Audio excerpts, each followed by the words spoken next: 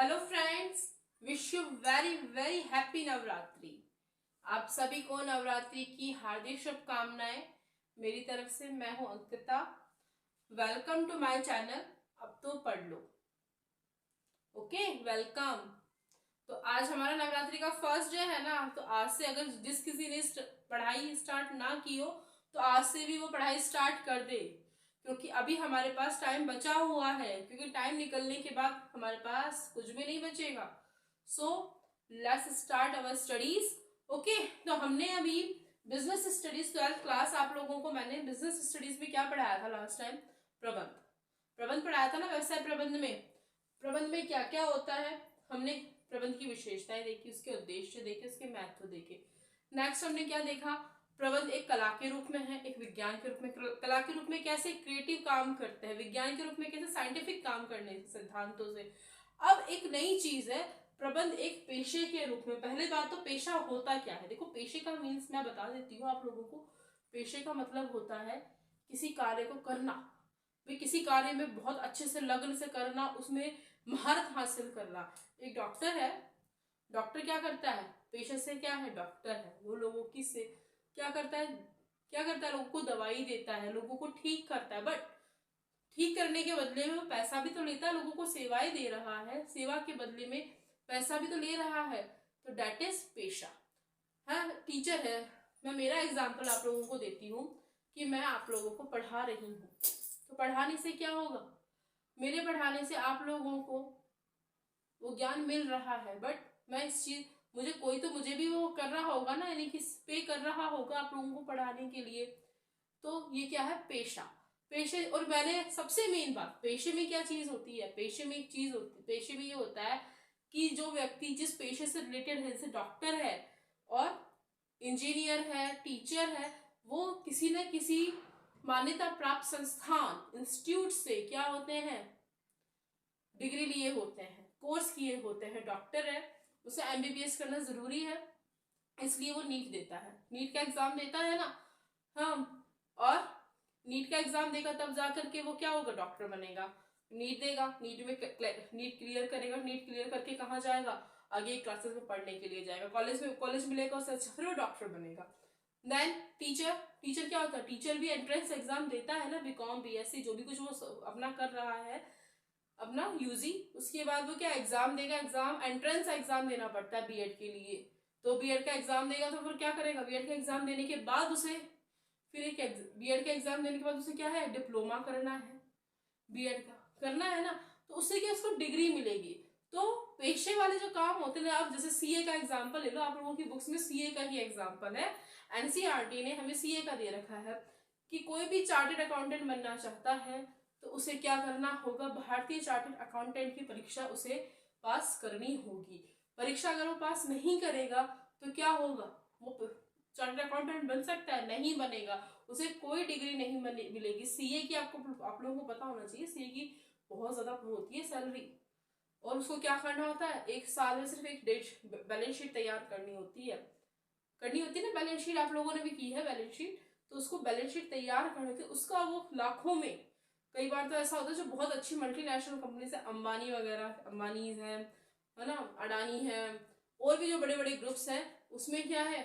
उसमें सीए को बहुत बड़े लेवल पे किया जाता है। तो अब सीए बनने के लिए भी उसने क्या किया है? किसी एग्जाम को क्रैक किया है ना।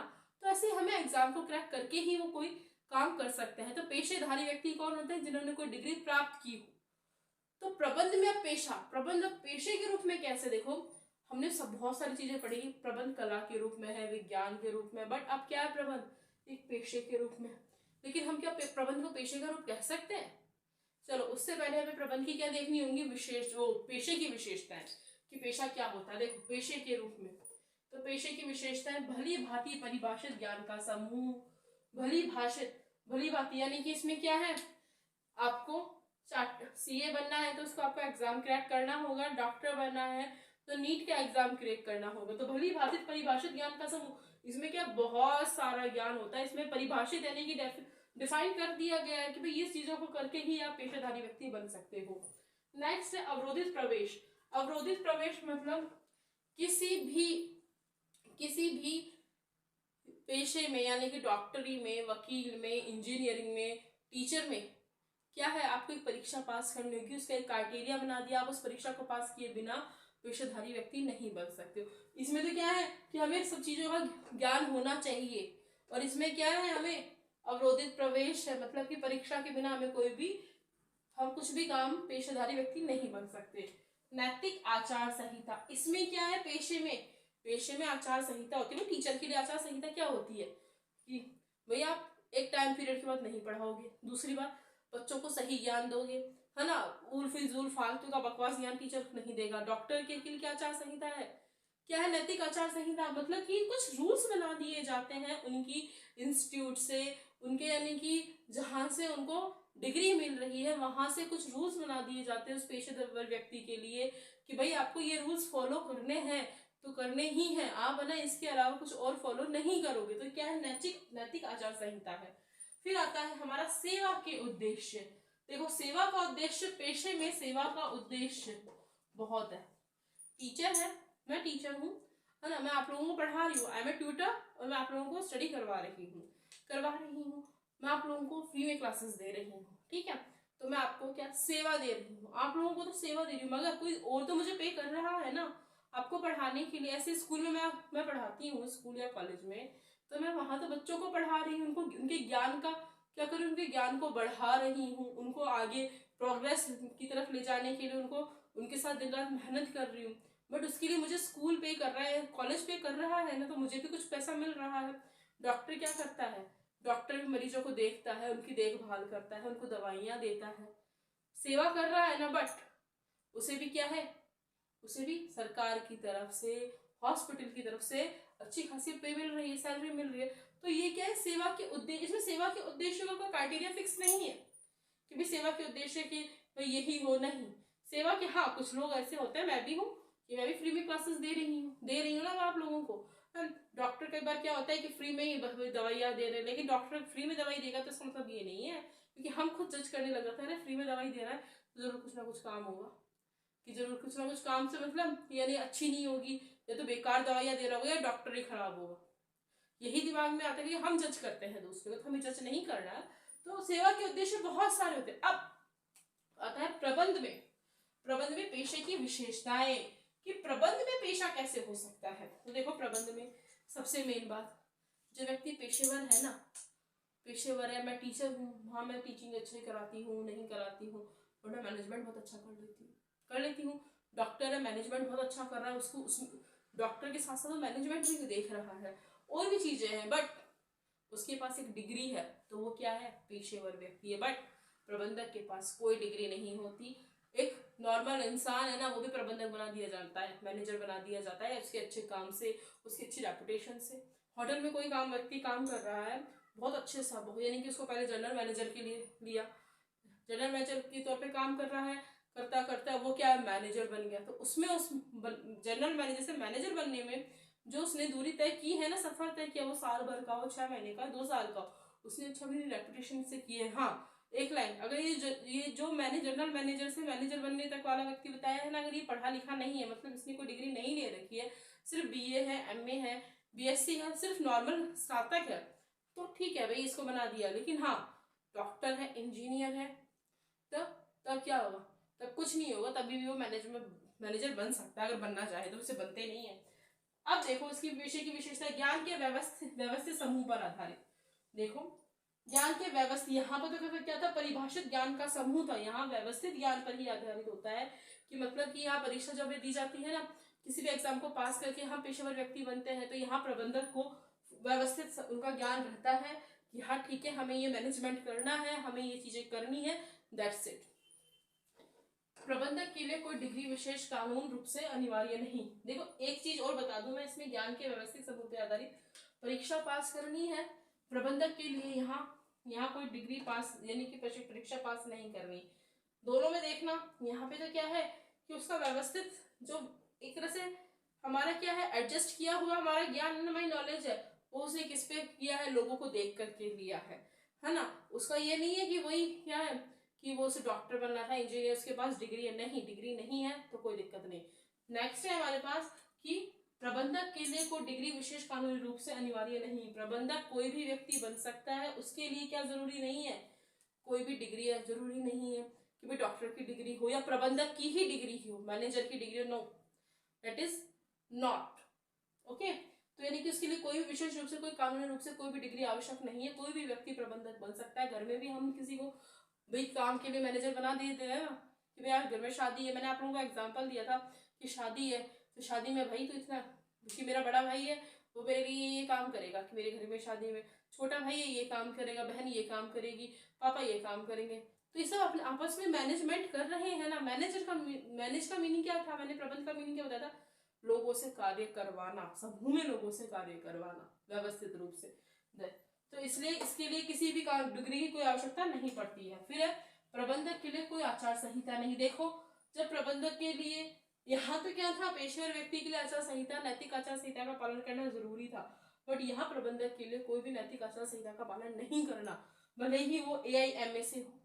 हाँ, AIMA में यानी कि जो ऑल इंडिया मैनेजमेंट वाला है ना कि भाई इसे मैनेजर बनाने के लिए जो कोर्स किया जाता है, वहां भी वो कुछ ऐसे आचार नियम नहीं बताते हैं कि आप आचार संहिता को आचार संहिता जो हमारे नियम है उनको फॉलो करो, नहीं, वो कहते हैं अपने हिसाब से काम करो, बट मैनेजमेंट इतना अच्छा करो कि दूसरा व्यक्ति जो देखे ना वो भी प्रभावित हो जाए।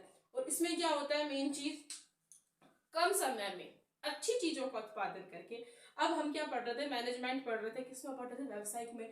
तो व्यवसाय में कम समय में अच्छे प्रबंधकों द्वारा अच्छी चीजों का और कम लागत पर अच्छी किस्मों का क्या किया जाए, उत्पादन किया जाए, यही हमारा उद्देश्य है। में तो मतलब कोई भी आचार संहिता लागू नहीं होती। नेक्स्ट है प्रबंधक का उद्देश्य लाभ कमाना। देखो अभी तक प्रबंधक का उद्देश्य क्या था, लाभ कमाना। यहाँ सेवा के उद्देश्य थे ना, पेशे में, तो पेशे में सेवा के उद्देश्य थे कि भाई पेशेवर व्यक्ति क्या कर रहा है, लाभ भी कमा रहा है और सेवा भी दे रहा है। अब यहाँ पर क्या है कि प्रबंधक का हम क्या देखते हैं, प्रबंधक का मेन उद्देश्य है कि प्रबंध करवाना और लोगों से अच्छा काम करवा के लाभ कमाना। नहीं, अब उनका लाभ कमाने तक ही सीमित नहीं रह गए हैं प्रबंधक। अच्छे प्रबंधकों का क्या है, प्रबंधक क्या करते हैं, अच्छे व्यक्तियों का समूह बनाते हैं, अच्छे कर्मचारियों का समूह बनाकर उनसे कम लागत में अच्छी चीज का उत्पादन करवाते हैं और समाज को क्या देते हैं, समाज को अच्छी तथा स्वास्थ्यवर्धक चीजें उपलब्ध करवाते हैं। स्वास्थ्यवर्धक चीजें, समाज को अच्छी चीजें कम पैसे में और अच्छा प्रोडक्ट उपलब्ध करवाएंगे तो हर कोई क्या है, उनका जीवन लाइफ स्टैंडर्ड चेंज होगा ना। तो प्रबंधक क्या है, प्रबंधक का उद्देश्य लाभ कमाना ना होकर समाज सेवा भी करना होता है। ठीक है, अब आता है मेन हमारा, अब दूसरा पॉइंट क्या आता है, प्रबंध के स्तर। प्रबंध के स्तर देखो मैं बता देती हूँ, प्रबंध के स्तर आज हम ये चैप्टर में भी कंप्लीट हो जाए, नहीं होता तो नेक्स्ट क्लास में हो जाएगा, उसके बाद हम कुछ क्वेश्चंस भी करेंगे, है ना। तो अब प्रबंध के स्तर, प्रबंध के स्तर कैसे होते हैं, प्रबंध हमेशा 3 जगह पे किया जाता है। जैसे कि अब मैं मेरा एग्जांपल देती हूँ, मैंने क्या किया, मैं बॉस हूँ, अभी मैं बॉस हूँ, तो मैंने क्या किया, मैं बॉस हूँ, मैंने अपने नीचे एम्प्लॉय रखे, एम्प्लॉय में कैसे रखे, मैनेजर रखा, अकाउंटेंट रखा और भी मैनेजर रखे, और फिर एक और उन मैनेजर अकाउंटेंट के नीचे भी व्यक्ति रखे कि भाई उन पर निगरानी रखें। तो सबसे हाई लेवल पे कौन हूँ, मैं बॉस हूँ भाई, मैंने एस्टेब्लिश किया है, मैंने पूंजी लगाई है। सेकंड बात क्या है कि मैं ऑर्डर ऊपर से दूंगी, भाई ये काम करवाना है, ये काम करवाना है, उसको इस तरीके से करना। इसलिए मैंने क्या है, लोग अपॉइंट किए हैं, मैनेजर रखा है, अकाउंटेंट रखा है और भी चीजें रखी है।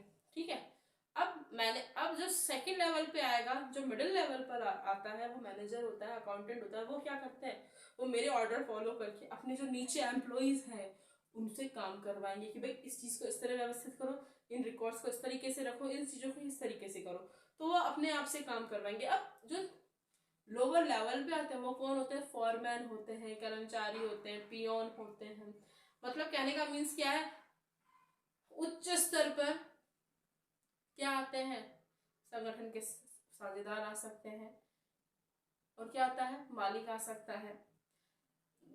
बीच के स्तर पे क्या आएगा, बीच के स्तर पे आएगा वो क्या कहते हैं, अरे बताओ आप लोग, मैं बता देती हूँ, अकाउंटेंट, मैनेजर आता है। और जो थर्ड लेवल पे आता है वो कौन आता है, फॉरमैन और एम्प्लॉय। चलो अब हम ये देखते हैं प्रबंध के स्तर किस तरीके से, ठीक है। प्रबंध के स्तर, पहला है उच्च स्तरीय, मध्य स्तरीय, निम्न स्तरीय। प्रबंध के स्तर कितने होते हैं, मैंने बताया था ना अभी, 3 स्तर होते हैं। 3 स्तर मतलब 3 लेवल्स पे प्रबंध मैनेजमेंट किया जाता है। उच्च स्तरीय मतलब हाई, मध्य स्तरीय मतलब मिडिल, और निम्न स्तरीय मतलब लोअर। समझ में आ गया पर्यवेक्षक?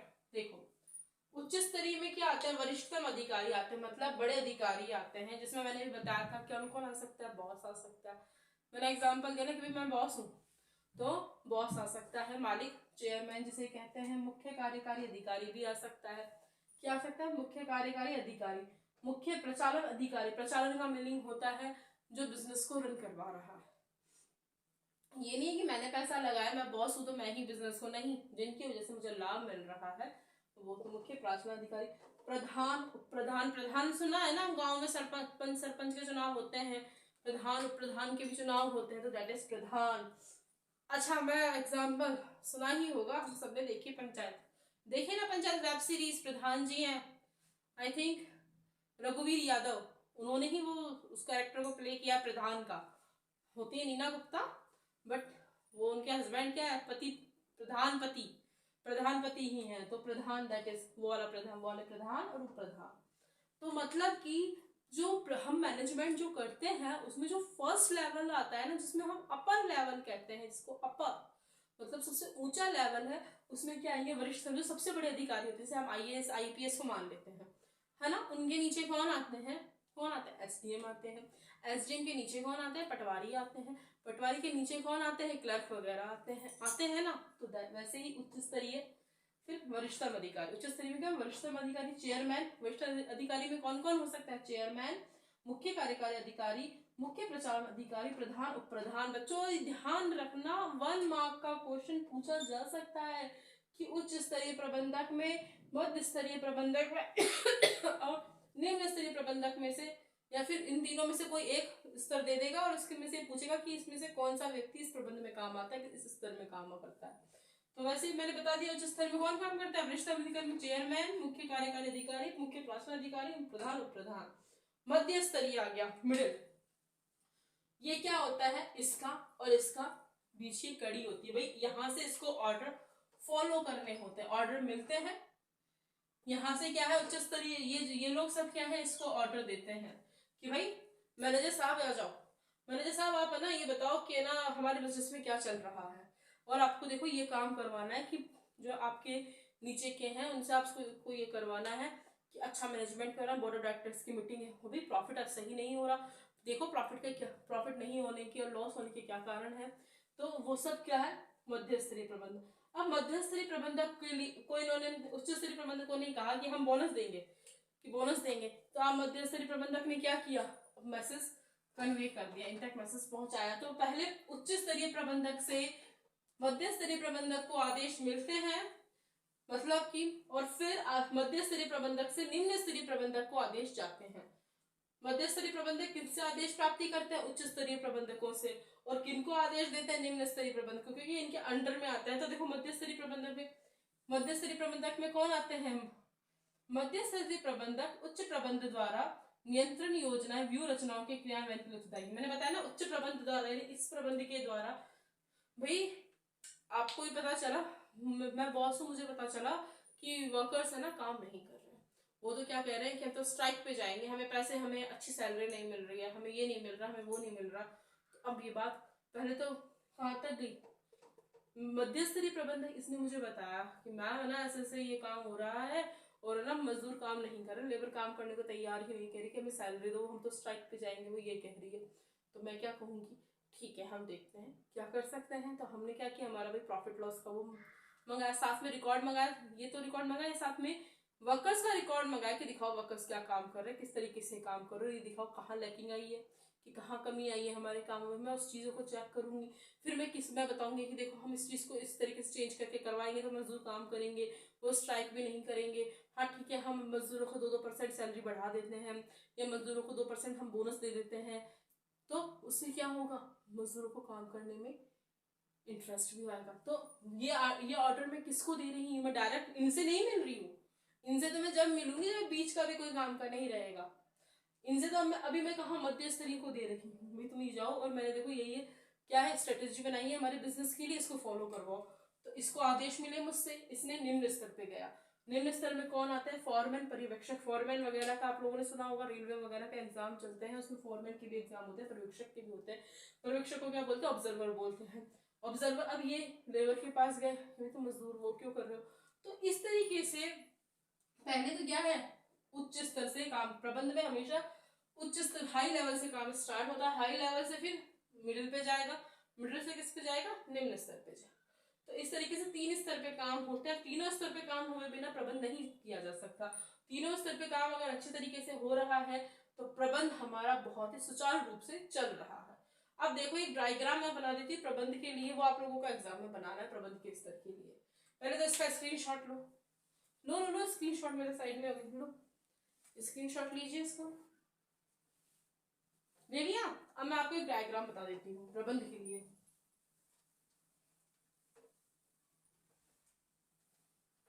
भाई पढ़ना स्टार्ट कर दो, नहीं पढ़ते हो तो। त्रिभुज बनाओ, त्रिभुज, जिसे हम ट्रायंगल बोलते हैं। बच्चे आजकल बहुत ट्रायंगल ट्रायंगल बोलते हैं ना। देखो अब इस ट्रायंगल में एक चीज देखना, इससे ही आपको पता पड़ जाएगा ये क्या है, उच्च स्तरीय, ये क्या है, मध्य स्तरीय, ये क्या है, निम्न स्तरीय।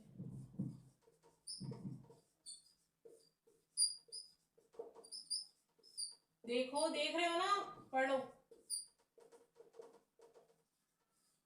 देखो उच्च स्तरीय प्रबंध। अब आप इस ट्रायंगल से इस चीज को समझो, ये छोटा सा जो ट्रायंगल है ना, इसका छोटा सा हिस्सा जहां क्या बड़े बड़े अधिकारी बैठते हैं, जहां बॉस बैठता है, उसका क्राइटेरिया इतना है, ठीक है, उच्च स्तरीय। अब उससे ज्यादा वाइट पे कौन है, मध्य स्तरीय, मध्य स्तरीय है ना, वाइट से उच्च स्तर से वाइट यानी कि थोड़ा ज्यादा हिस्सा किसका है, ज्यादा फैला हुआ हिस्सा मध्य स्तरीय प्रबंधक का, जिसमें कौन आते हैं, हमारे मैनेजर आते हैं, जनरल मैनेजर आते हैं।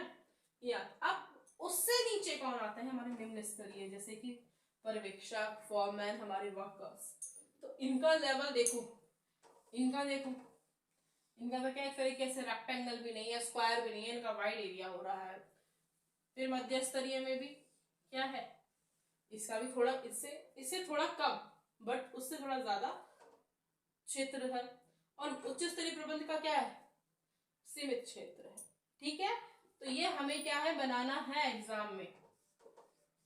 अगर ये बना दोगे ना, 3 मार्क के क्वेश्चन में भी अगर ये आ जाता है कि प्रबंध के स्तर बताओ, तो ये बना करके लिखोगे ना तो बहुत बेनिफिशियल रहेगा। अब हम पढ़ेंगे आगे का टॉपिक, पढ़े, चलो स्टार्ट करते। अब देखो हम पढ़ते हैं प्रबंध के कार्य, है ना, मोस्ट इंपोर्टेंट काम तो यही है, प्रबंध के क्या क्या कार्य होते हैं। एक प्रबंधक को प्रबंध के लिए क्या क्या कार्य करने पड़ते हैं, ये क्या,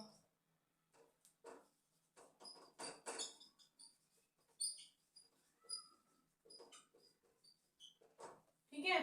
देखो प्रबंध के कार्य सुनो, संगठन, नियंत्रण, निर्देशन, कर्मचारी नियुक्तिकरण, नियंत्रण, 5 कार्य हैं।